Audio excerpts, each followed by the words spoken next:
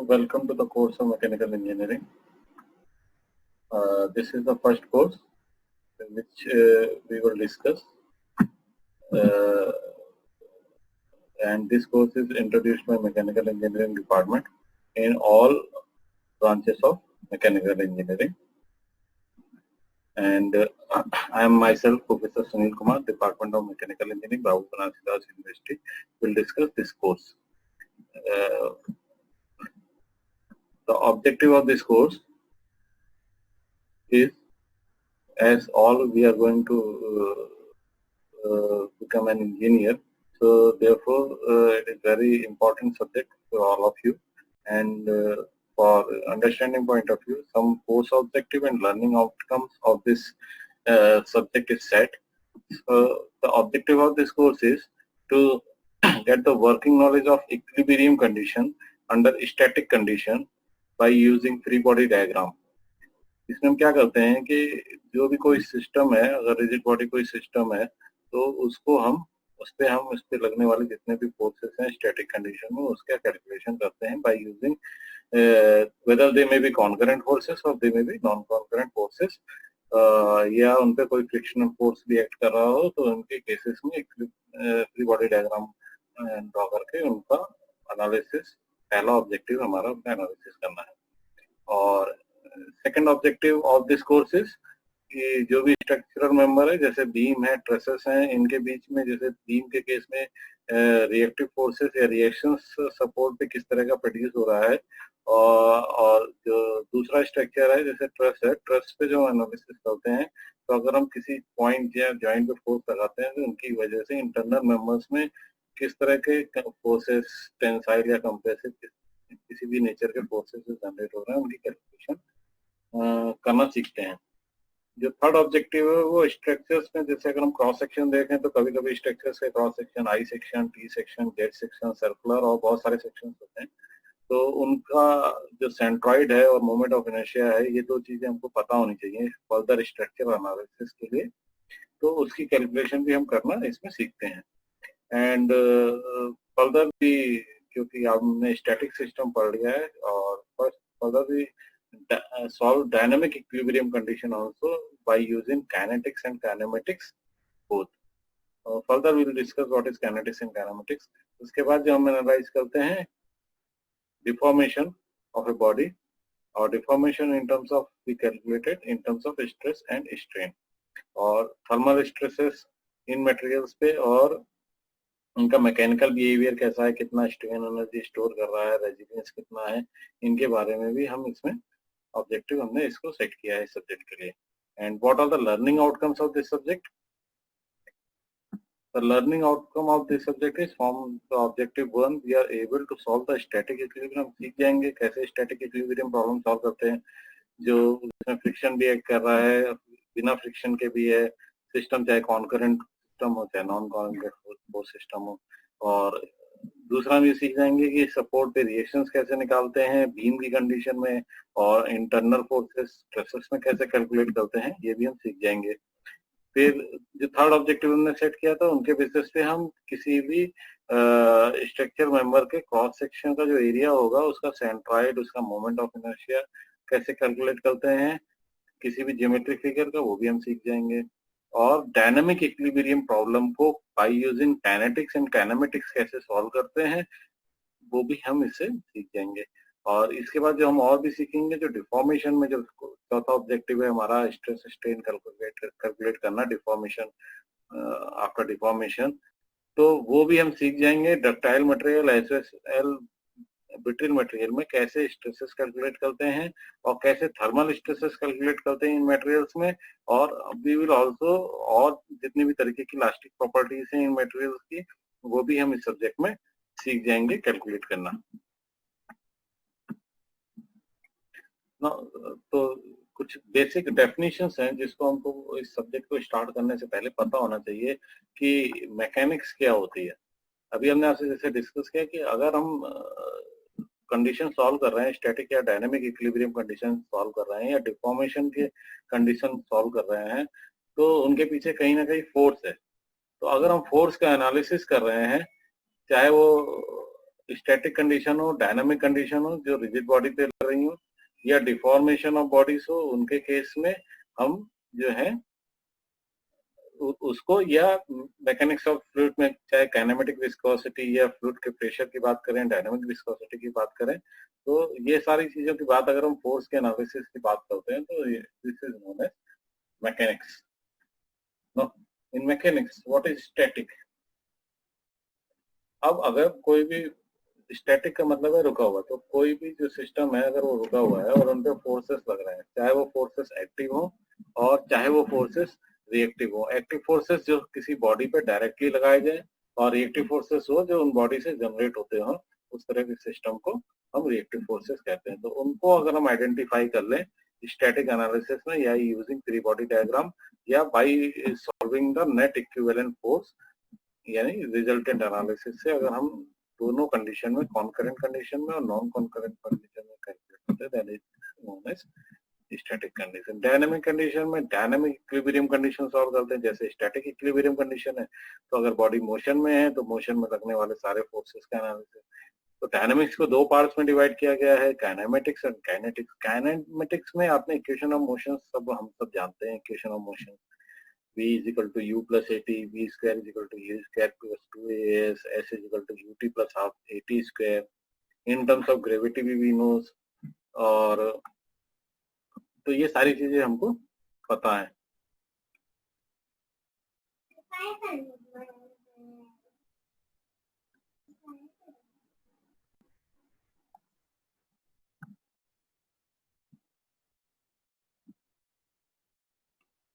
अति बेटा बाहर बैठ जाओ प्लीज, पापा तैयार कर रहे हैं प्लीज।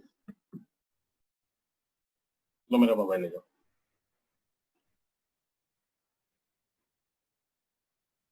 जब दरवाजा बंद कर देना, दरवाजा बंद कर देना।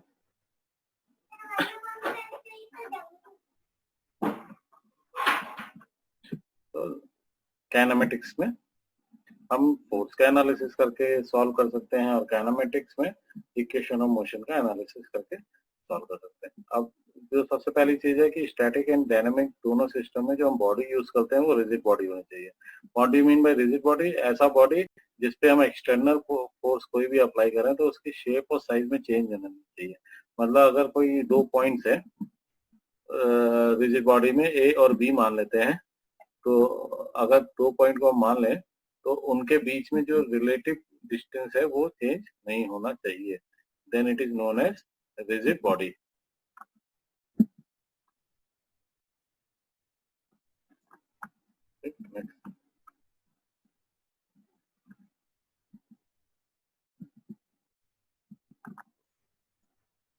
तो इंजीनियरिंग मैकेनिक्स को किस तरह से डिवाइड किया गया है ये आपको यहाँ पे एक लेआउट डायग्राम से दिखाया गया है, जिसमें ये इंजीनियरिंग मैकेनिक्स सब्जेक्ट है आपका, और इसको डिवाइड किया गया है mechanics of rigid body. Rigid body अभी मैंने आपको एक्सप्लेन किया जिसपे डिफॉर्मेशन ना हो रहा हो, ऐसी बॉडी पे अगर हम एनालिसिस करते हैं then it is known as rigid body. अगर डिफॉर्मेशन हो रहा है then it is known not as rigid body, और जब हम डिफॉर्मेशन का एनालिसिस करते हैं then it is known as engineering mechanics of deformation।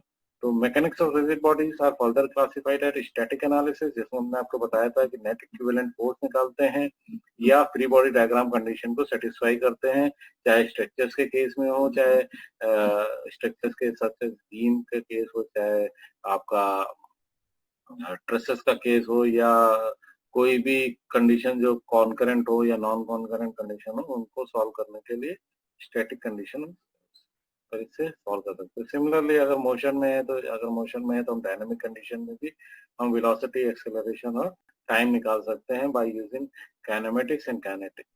Kinematics में हम direct equation of motion use करके निकालते हैं, और काइनेमेटिक्स में by using force analysis, net equivalent force system.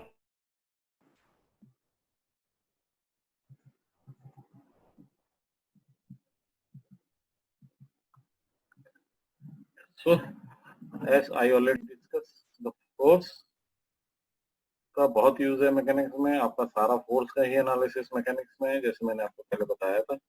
तो आपसे मैं कह रहा हूँ कि विच पुश और pull a body is called force. जो भी आपको पुश कर दे, पुल कर दे, या किसी भी चीज को आप धक्का लगाएं या उसको अपनी तरफ खींचें, तो उसको हम क्या कहेंगे? फोर्स कहेंगे। तो ये डायग्राम में दिखाया गया, चाहे आप उसको आगे की तरफ ले जाइए, चाहे पीछे की तरफ ले जाइए किसी बॉडी को, तो जो भी उस पर लगने वाली चीज है उसको फोर्स कहेंगे। उसको आइडेंटिफाई कैसे कहते हैं? तो उसको आइडेंटिफाई करने के लिए हम कहते हैं कि इसके पास जो है डायरेक्शन होनी चाहिए।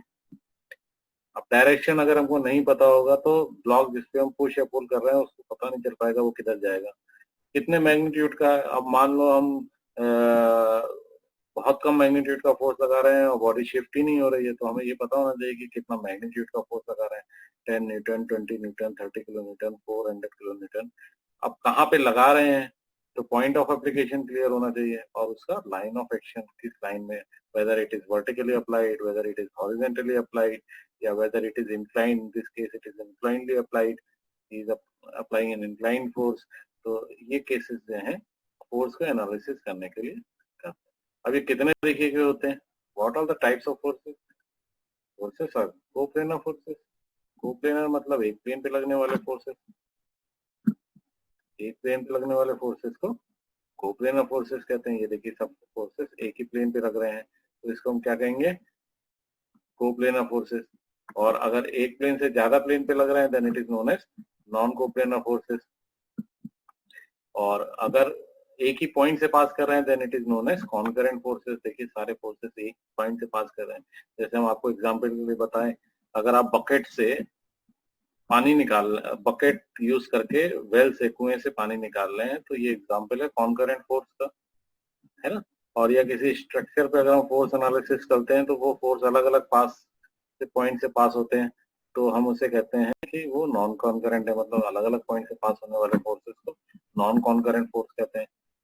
अब पैरेलल फोर्सेस कहते हैं, दो फोर्सेस अगर आपस में पैरेलल हैं, चाहे डायरेक्शन उनकी अपोजिट भी हो, तो उनको हम कहते हैं पैरेलल फोर्सेस। अगर एक ही लाइन में दो फोर्सेस सेट कर रहे हैं then it is known as collinear forces. Very simple. तो ये कुछ एग्जांपल्स को मैंने डायग्राम से दिखाया गया है। कोप्लेनर फोर्सेस को, नॉन कोप्लेनर, एक्स और वाई दोनों प्लेन में लग रहा है, ये एक्स प्लेन पे ही केवल लग रहे हैं। ये एक ही पॉइंट से निकलने वाले फोर्स है कॉन्करेंट, ये दो अलग अलग पॉइंट से फोर्स निकल रहे हैं, इसलिए इसको हम कहेंगे नॉन कॉन्करेंट फोर्सेस।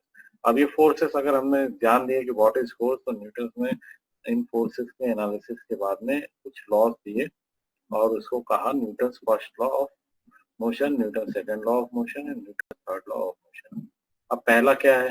पहला मोशन कहता है कि कोई भी बॉडी अगर स्टेट ऑफ रेस्ट है then it will remain in state of rest, और अगर इसका स्टेट है मोशन का तो that will remain in state of motion with uniform velocity until and unless उस पर कोई फोर्स एक्सटर्नली अप्लाई ना किया जाए। या सीधे सीधे कह सकते हैं कि body is in rest with zero external forces and body is in motion with zero external forces is known as Newton's first law। ठीक, तो जो न्यूटन ने फर्स्ट लॉ दिया था उसके बाद उसने अपना एक सेकंड लॉ भी दिया और उसने इसमें बताया कि जो नेट फोर्स है that is equal to rate of change of velocity और directly proportional to rate of change of velocity, या हम दूसरे टर्म में कह सकते हैं force is equal to mass into acceleration.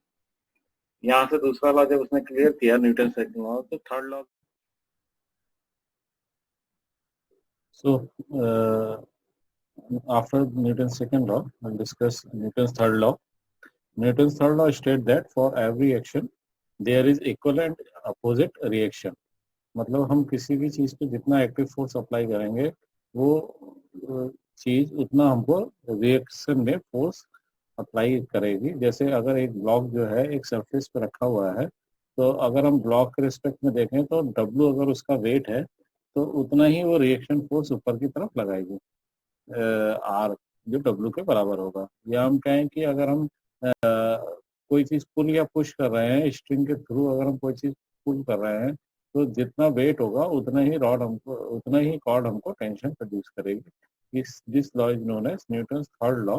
और इसका भी काफी यूज है इस सब्जेक्ट के अंदर, आपके मैकेनिक्स के अंदर, जो ज्यादातर जिसका यूज है फ्री बॉडी डायग्राम में इसका मेजर एप्लीकेशन है ड्रॉ करने में।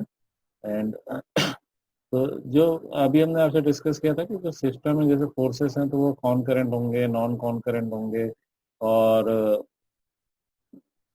कोलिनियर है, नॉन कोलिनियर है फोर्सेस। तो अगर हम कहते हैं कि दो सिंगल फोर्स है पी और क्यू जो पॉइंट ए से पास कर रहे हैं, तो पी और क्यू अगर पॉइंट ए से पास कर रहे हैं और दोनों के बीच में एंगल थीटा है, तो हम इसको एक सिंगल इक्विवेलेंट फोर्स आर में कन्वर्ट कर सकते हैं जो बीटा एंगल पे से पास करेगा। और इस लॉ को लॉ ऑफ पैरेललोग्राम बताया गया है। तो पैरेललोग्राम हमें बताता क्या है, ये लॉ ऑफ मैकेनिक्स है जिसमें लामीज थ्योरम, पैरेललोग्राम है। पैरेललोग्राम हम आपको बता रहे हैं क्या है।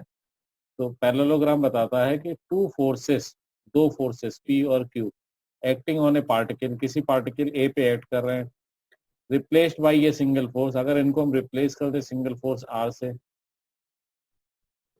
कॉल द रिजल्टेंट, इसको रिजल्टेंट कहा जाएगा। Which one is obtain bye A diagonal of the, इसको जैसे आइडेंटिफाई किया जाए तो इसको पैरेललोग्राम बनाना पड़ेगा। तो पी जो फोर्स है इसको एक वेक्टर मान लें, पी वेक्टर मान लें, तो ए बी के पैरेलल एक लाइन जो है डीसी खींचनी पड़ेगी सेम मैग्नीट्यूड की स्केल पे, और ए डी के पैरेलल में पॉइंट बी से बी सी एक लाइन खींचनी पड़ेगी जो सेम मैग्नीट्यूड की होगी। इसको स्केल में कन्वर्ट करके ये दोनों लाइन जब हम खींचेंगे तो एक पैरेललोग्राम तैयार हो जाएगा। और पॉइंट ए और सी को जो पॉइंट लाइन कनेक्ट करेगी वेक्टर में, वेक्टरली अगर हम देखेंगे तो इसका नाम आर होगा। अगर हमें इसे आर की वैल्यू को कैलकुलेट करना है तो क्योंकि हमें पता है कि ये क्यू और ये क्यू बराबर है, ये पी और ये पी बराबर है, तो अगर आप इस क्यू को देखें तो क्यू का एंगल कितना है, थीटा, और इस क्यू का एंगल यहाँ पे कितना था, एंगल थीटा। तो क्यू का अगर ये एंगल थीटा है तो अगर हम आर स्क्वायर को कैलकुलेट करना चाहते हैं तो आर स्क्वायर है नथिंग बट ए सी। तो आर स्क्वायर को अगर आप देखिए तो ए सी का whole square, this square is equal to according to Pythagoras is equal to A M का स्क्वायर प्लस सी एम का square, and A M is replaced by A B plus B M, A B plus B M का whole square, and this is C M का whole square. तो C M का whole square plus this का square. अगर हम आपसे इस triangle में बात करें तो ये एंगल थीटा है, अगर ये क्यू है तो ये सामने वाला कितना होगा, ये सामने वाला वैल्यू होगा इसकी वैल्यू होगी क्यू, एंगल के सामने वाला थीटा होता है तो it is Q sine theta. Clear? तो इसको हम क्या कहेंगे, क्यू साइन थीटा। और ये पी है और बी और एम के बीच की डिस्टेंस को क्यू, और इसका एक्स कंपोनेंट थीटा है तो इसका एक्स कंपोनेंट होगा क्यू कॉस थीटा। तो इसको क्यू कॉस थीटा लिख सकते हैं। तो सी एम को देखिए हम क्या लिख सकते हैं, सी एम को भी हमने बताया था कि क्यू के सामने वाला एंगल साइन है तो क्यू साइन थीटा हो गया। ठीक है, तो इसको हम सी एम को इसमें आ गया है, लेकिन ये क्यू साइन थीटा है, क्यू साइन थीटा का होल स्क्वायर प्लस इसको हम लिख सकते हैं P plus Q cos theta का होल स्क्वायर। तो R square is equal to Q sine theta का होल स्क्वायर पी प्लस, जब इसको एक्सपेंड करेंगे तो Q square sine square theta होगा और यहाँ पे आएगा Q square cos square theta. तो क्यू स्क्वायर कॉमन हो जाएगा, sine square theta plus cos square theta 1 हो जाएगा, तो एक टर्म तो हमको मिल जाएगा क्यू स्क्वायर, और यहाँ से हमको मिलेगा पी स्क्वायर। तो पी स्क्वायर और क्यू स्क्वायर, तो एक टर्म हमको मिल रहा है पी स्क्वायर और क्यू स्क्वायर। ये अंडर रूट में ले लिया है, आर यहाँ पे स्क्वायर में था, इसको यहाँ पे हमने आर हटाकर अंडर रूट में कर लिया। तो यहाँ P square plus Q square हमको एक टर्म मिल गया। जब हम इसको ओपन करेंगे तो एक और टर्म आएगा two P Q cos theta. तो two P Q cos theta ये हमारा टर्म आ रहा है। तो resultant R single equivalent force, अगर दो फोर्स कॉन्करेंट हैं एक पॉइंट से पास कर रहे हैं तो उसका रिजल्टेंट हम कैलकुलेट कर सकते हैं, R equal to under root P square plus Q square plus two P Q cos theta. अब ये जो एंगल आर रिजल्टेंट है ये किसी एंगल पे एक्ट कर रहा होगा, किसी एंगल पे एक्ट कर रहा होगा, है कि नहीं? तो हम इसको कह सकते हैं कि ये बीटा एंगल पे एक्ट कर रहा है। तो अगर हम आपसे कहें कि टेन बीटा निकाल लीजिए तो टेन बीटा की वैल्यू क्या होगी, टेन थीटा होता है परपेंडिकुलर अपॉन बेस, तो C M divided by A M. तो सी एम की वैल्यू हमने अभी बताई थी, क्यू साइन थीटा कैलकुलेट करी थी, C M Q sine theta, और इसकी वैल्यू कितनी है, P plus Q cos theta. तो beta is equal to tan inverse Q sine theta upon P plus Q cos theta इसकी वैल्यू होगी। यहाँ तक क्लियर है आपको? नो, ये तो लॉ ऑफ पैरेललोग्राम था।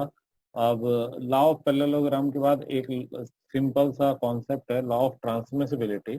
लॉ ऑफ ट्रांसमिसिबिलिटी ये बताता है कि अगर कोई रिजिड बॉडी है, जैसे कि रिजिड बॉडी मान ली, इसके फोर्स का लाइन ऑफ एक्शन ये है। जैसे मैं आपको पहले डिस्कस किया था कि फोर्स को आइडेंटिफिकेशन कैसे करते हैं, तो लाइन ऑफ एक्शन में पता होना चाहिए। तो ये इसका लाइन ऑफ एक्शन है, ये पॉइंट है, ये इसका पॉइंट ऑफ एप्लीकेशन है, एफ इसका मैग्नीट्यूड है, और ये इसका डायरेक्शन भी यही है। तो अगर हम इसके पॉइंट ऑफ एप्लीकेशन को बदल दें, तो पॉइंट ऑफ एप्लीकेशन को बदल दिया, मैग्नीट्यूड सेम रखें, लाइन ऑफ एक्शन सेम रखें, तो इसका इफेक्ट, इस फोर्स का इफेक्ट इस रिजिड बॉडी पे बराबर आएगा। मतलब this rigid body is equal to this rigid body is equivalent to this rigid body. This law is known as law of transmissibility. मतलब हमने अगर फोर्स का लाइन ऑफ एक्शन, फोर्स का मैग्नीट्यूड सब सेम रखा और पॉइंट ऑफ एप्लीकेशन बस change कर दिया, तो क्या होगा, रिजिड बॉडी पे इस फोर्स का इफेक्ट सेम रहेगा। तो इसको हमने आपको बाय डेफिनेशन में बताया, the condition of equilibrium of motion of rigid body remains unchanged, बदली नहीं जाएगी। If force acting on a rigid body is replaced, ये फोर्स एक्टिंग जो है, जो एक्ट कर रहा है इस पॉइंट पे, उसको अगर हम रिप्लेस करते हैं the same magnitude and direction but acting at different point, provided that two force have same line of action, जैसा कि अभी बताया गया है।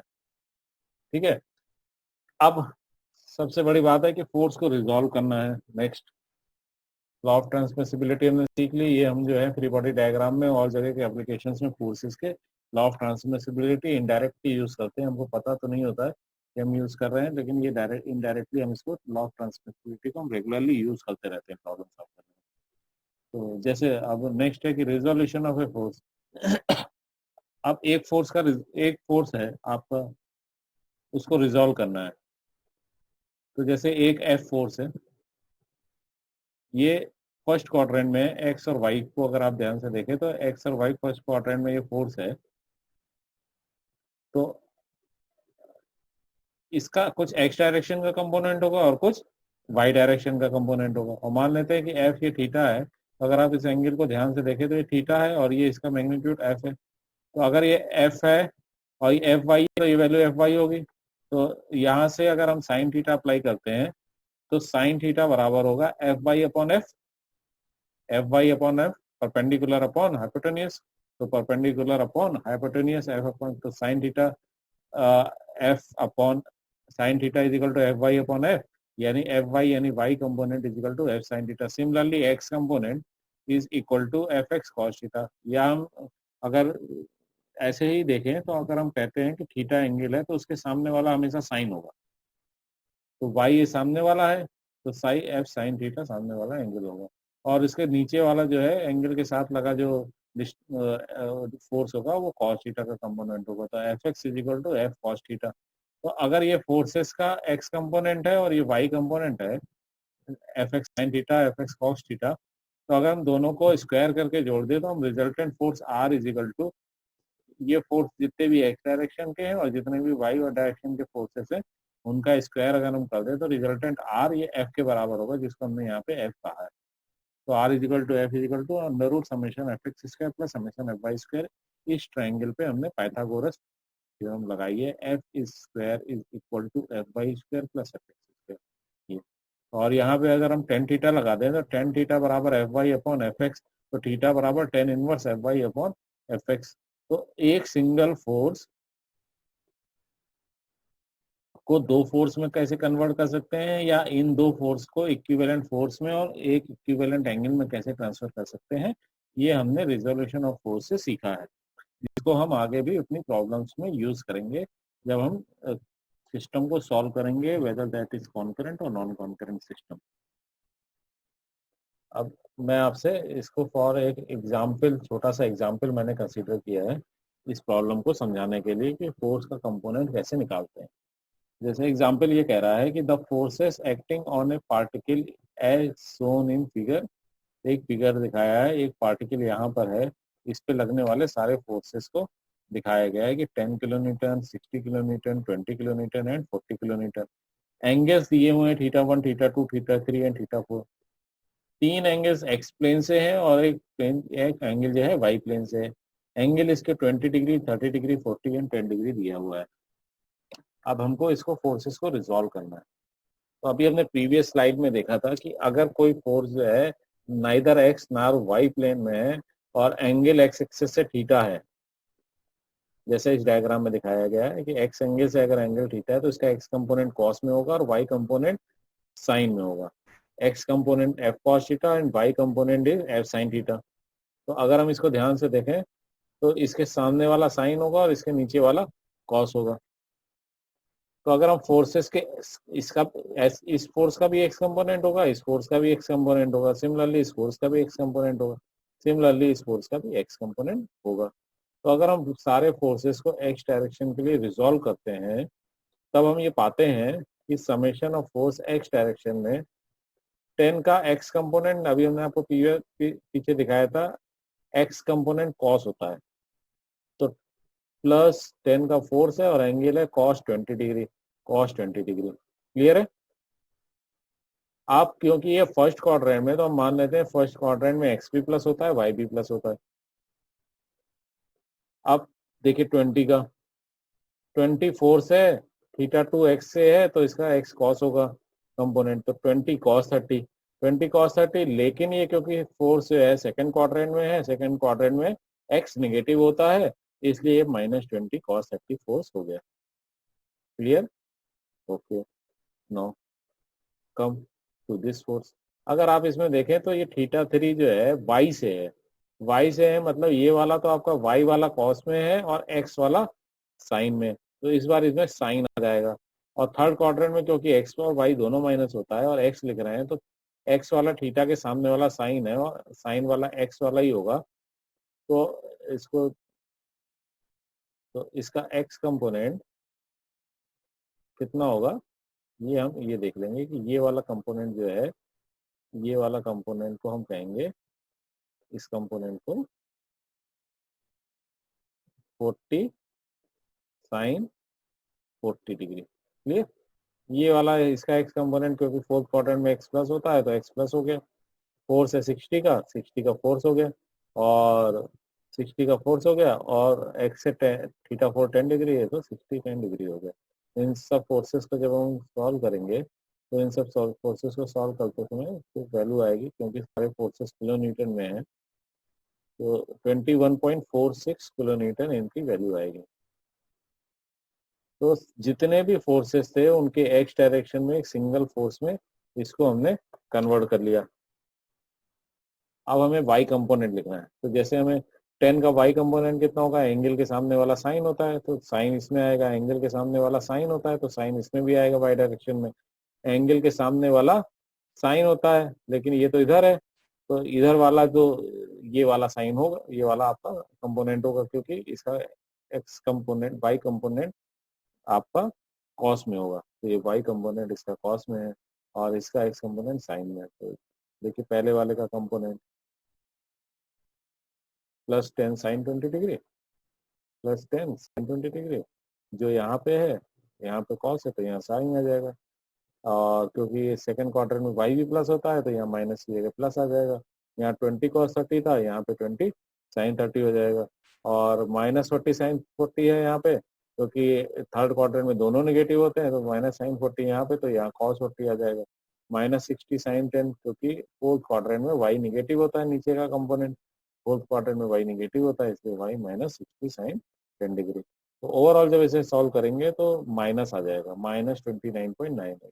अब आप ध्यान से देखिए, x प्लस है और y माइनस है, तो x आपका प्लस में है, x आपका इस तरफ है और y आपका किधर है, नीचे की तरफ माइनस में है।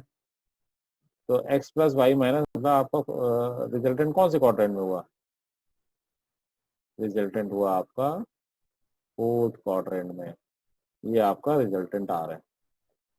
क्लियर है? इस वैल्यू को हम क्या कहेंगे, रिजल्टेंट आर। क्या कहेंगे, रिजल्टेंट आर। तो रिजल्टेंट आर को अगर हमको कैलकुलेट करना है तो आर इजिकल टू, जो हमने पीछे फॉर्मूला पढ़ा था, आर इजिकल टू, पीछे हमने फॉर्मूला क्या पढ़ा था,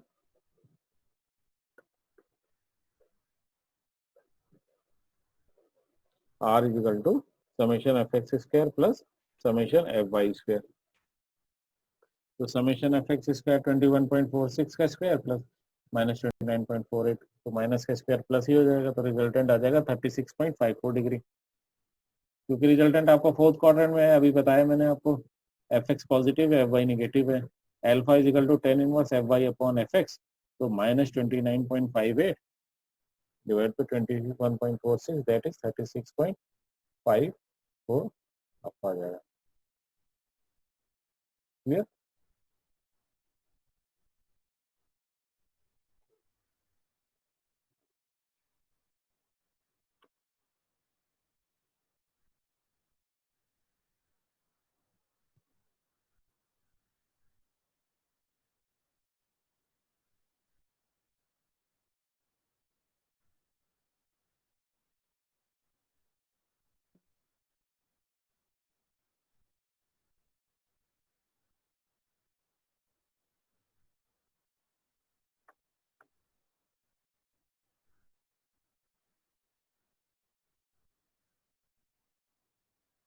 तो अभी हमने एक एग्जांपल देखा था जहाँ पे हमने फोर्सेस को रिजॉल्व किया था एक्स और वाई कंपोनेंट में, और अब जो है हम जो देख रहे हैं वो एक और क्वेश्चन देख रहे हैं जो हम को रिजल्टेंट का यूज कैसे करना है। ये तो भी हमने आज वो जो प्रीवियस क्वेश्चन किया था उसमें इक्विवेलेंट फोर्स, अगर कुछ फोर्सेस लग रहे हैं एक्स और वाई प्लेन दोनों के बीच में, तो कैसे इक्विवेलेंट फोर्स में कन्वर्ट करते हैं आर में, और इक्विवेलेंट एंगल में कैसे कन्वर्ट करते हैं वो हमने सीखा था। अब जो क्वेश्चन हम करने जा रहे हैं उसमें हम ये बता रहे हैं कि अगर कोई दो फोर्सेस हैं उनको सिंगल इक्विवेलेंट फोर्स में कैसे कन्वर्ट किया जाता है, इससे रिलेटेड एक प्रॉब्लम हम देख रहे हैं। अब इस प्रॉब्लम को अगर हम देखते हैं ध्यान से, तो क्वेश्चन कह रहा है कि टू फोर्सेस है, दो फोर्स है, one is double two the another, एक फोर्स दूसरे फोर्स का डबल है। मतलब कि अगर एक P है या एक F है तो दूसरा 2F होगा। अदर हैज, तो one force is double two the other has a resultant R की वैल्यू दे रखी है 150 न्यूटन। तो R 150 है, फोर्स F1 है और दूसरा F2 है, एक F1 बराबर है फिर दूसरा 2F है। If the direction of larger force is reverse, तो लार्जर फोर्स के अगर हम डायरेक्शन को बदल दें, मतलब जो 2F है उसको -2F कर दें, उल्टा कर दें, एंड अदर रिमेन्स अनअलर्टेड, दूसरे को हम बिल्कुल ना चेंज करें, यानी कि F है तो वो F ही रहे, अब इसका रिजल्टेंट चेंज हो जाएगा, -2F होने की वजह से इसका रिजल्टेंट अब हो गया 100 न्यूटन। तो determine the magnitude of forces and angle between the forces. हमें मैग्नीट्यूड ऑफ फोर्सेस नहीं पता था, एंगल बिटवीन द फोर्सेस भी हमको नहीं पता, ये दोनों चीजें हमको निकालनी है। तो अगर हम इसको क्वेश्चन को सॉल्व करना हो तो हम मान लेते हैं पहला केस पहली लाइन को रिप्रेजेंट कर रहा है, पहली लाइन को रिप्रेजेंट कर रहा है, मतलब रिजल्टेंट इज 150 न्यूटन, पहला फोर्स F1 बराबर F और दूसरा फोर्स डबल है, डबल टू द अदर, तो दूसरा फोर्स है 2F। तो पहली लाइन सॉल्व हो गई, रिजल्टेंट ये है, F1 है F2 है। तो अगर हम इसको लॉ ऑफ पैरेललोग्राम के इक्वेशन में यूज करते हैं तो R इज इक्वल टू, वहां पे हमने निकाला था P square plus Q square plus 2p cos theta, तो अगर हम F के टर्म्स में लिख रहे हैं इसको, मान लीजिए, तो R is equal to F1 square plus F2 square plus 2F1 F2 cos theta. वहां पे थीटा कौन सा एंगल था, तो अगर आप यहाँ पे देखें तो थीटा एंगल था between the two forces P and Q। तो यहाँ पे जो थीटा एंगल है वो दो फोर्सेस के बीच में, F1 और F2 के बीच में एंगल क्या है, थीटा है। तो R की वैल्यू हमने रखी 150 और F1 की वैल्यू रखी हमने F और F2 की वैल्यू रखी हमने 2F, तो ये 2F का होल स्क्वायर हो जाएगा, तो 4F स्क्वायर हो जाएगा। तो F square plus 4F square plus 2p F1 F2, तो 2F into 2F 4F square cos theta, तो 150 का whole square plus 5 square plus 4F square cos theta, ये 2F का होल स्क्वायर है, थोड़ा ध्यान रखिएगा। अब केस 2 क्या है, केस 2 कह रहा है कि R है आपका 100, तो 100 इसी इक्वेशन में अगर रखें तो R 100। दूसरी लाइन आप देखिएगा, लार्जर फोर्स इज रिवर्स्ड, तो लार्जर फोर्स -2F का स्क्वायर, और अदर रिमेन्स अनअल्टर्ड, तो दूसरा बदला नहीं गया है तो दूसरा F है। तो 100 is equal to under root F1 की जगह F, F2 की जगह -2F और 2 इंटू F1 की जगह F, F2 की जगह -2F, ये वैल्यू अगर हम रख देते हैं और रिजल्टेंट 100 घट के हो गया है, तो F square plus 4F square minus 4F square cos theta, तो ये इक्वेशन 2 है और ये इक्वेशन 1 है। तो इक्वेशन 1 और 2 में देखिए दो अननोन है, इक्वेशन 1 में F और थीटा है, इक्वेशन 2 में भी F और थीटा है, दो इक्वेशन दो अननोन है, हम इसे इजीली सॉल्व कर सकते हैं by using simultaneous equation method. तो अगर हम देखते हैं कि तो दोनों इक्वेशन को अगर हम स्क्वायर करके जोड़ दें तो स्क्वायर करके जोड़ने का फायदा है कुछ, वो भी देखते हैं क्या होता है फायदा। यहाँ +4f² cos थीटा है, यहाँ -4f² cos थीटा, स्क्वायर करके ऐड करने पे दोनों जो है, या स्क्वायर करके ऐड नहीं करते हैं, डायरेक्ट ऐड कर लेते हैं इन इक्वेशंस को। तो 150 का स्क्वायर प्लस 100 का स्क्वायर, और जब इक्वेशन को ऐड करेंगे तो 5f² 6f² और 6f² हो गया, 4 1 5 ये हो गया, 5 5 10f² हो गया, 10f² हो गया, और ये वाले टर्म कट गए। तो 150 का स्क्वायर प्लस 100 का square is equal to 10f²। तो f की वैल्यू आ जाएगी, तो f आ गया 57, तो 2f is equal to 114 newton answer आ गया। तो एक आंसर हो गया 57, एक आंसर हो गया 150। अब देखिए alpha is equal to 10 inverse Q sine theta, तो यहाँ Q is replace by f2 sine theta upon f1 plus f2 sine theta. तो you know f2 114 sine 90 degree और 57 प्लस 114 कॉस 90 डिग्री। तो अल्फा की वैल्यू आपकी आ जाएगी। Clear है ये क्वेश्चन? ठीक, तो अब हम लोग अगले क्वेश्चन की तरफ जाते हैं कि कैसे नेक्स्ट क्वेश्चन को सॉल्व करते हैं। तो एक ब्रैकेट सा दिया हुआ है जिसे हुक भी कहा गया है इस फिगर में। तो इस हुक पे देखिए लगने वाला एक वाई फोर है, एक एक्स प्लेन है। इस पे लगने वाले फोर्सेस हैं 50 है इसी हुक पे, 80 है, 70 है, तो 70 80 एंड 50 अलग अलग एंगल फोर्सेस एक्ट कर रहे हैं।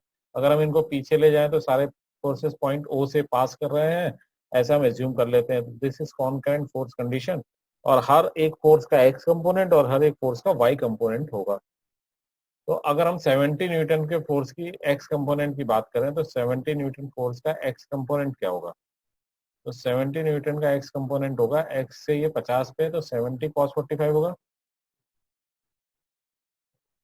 तो फोर्स है 70, कंपोनेंट है 45, 70 cos 45 की वैल्यू एक्स कंपोनेंट। 80 80 का एक्स कंपोनेंट होगा 80 sin 25, तो 80 sin 25 का एक्स कंपोनेंट हो गया 72.25, 80 sin 25 इसको लिखेंगे और इसको 72.50 लिख देंगे। ऐसे ही 50 का, क्योंकि फोर्थ क्वाड्रेंट में भी एक्स प्लस है और ये बाकी फर्स्ट क्वाड्रेंट में, तो इसलिए ये दोनों प्लस थे ही पहले से, और ये भी प्लस ही होगा। तो 50 cos 45 डिग्री, तो 50 cos 45 डिग्री को सॉल्व करेंगे तो 32.36 आएगा। सिमिलरली अगर हम सारे फोर्सेस के वाई कंपोनेंट को लिखो तो 70 का वाई कंपोनेंट होगा 70, और एंगल 50 डिग्री, एंगल के सामने वाला साइन होगा, तो 70 साइन, और ये वाला फोर्स की बात कर रहे हैं हम, ये वाला फोर्स, ठीक। तो 70 साइन 50 डिग्री, तो 70 साइन 50 डिग्री 53.3 है।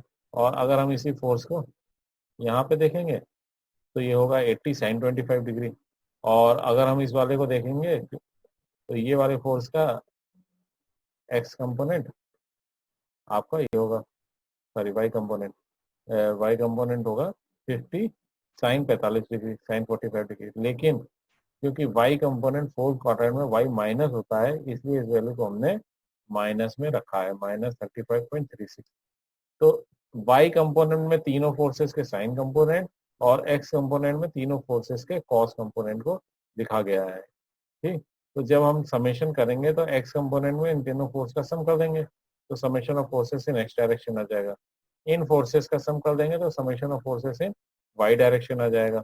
और जब हम इक्विवेलेंट फोर्स निकालेंगे तो equivalent force is R square is equal to under root F X square plus F Y square, तो 152.86 का स्क्वायर प्लस 52.87 का स्क्वायर। जब हम इन दोनों को कैलकुलेटर यूज करके सॉल्व करेंगे तो रिजल्टेंट की वैल्यू आएगी आर इज इक्वल टू 161.48। और जब सिंगल इक्विवेलेंट फोर्स, कितने फोर्सेस थे, 1 2 3, 3 forces are converted into one equivalent force with an angle. कैसे कैलकुलेट करेंगे इसे?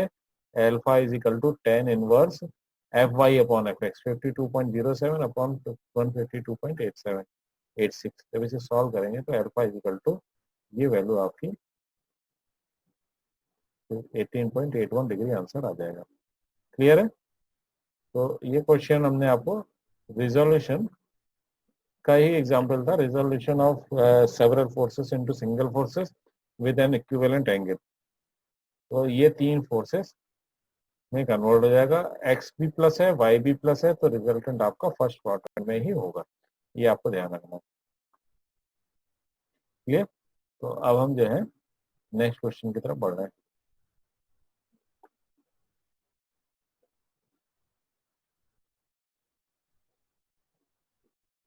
तो इस क्वेश्चन को देखिए।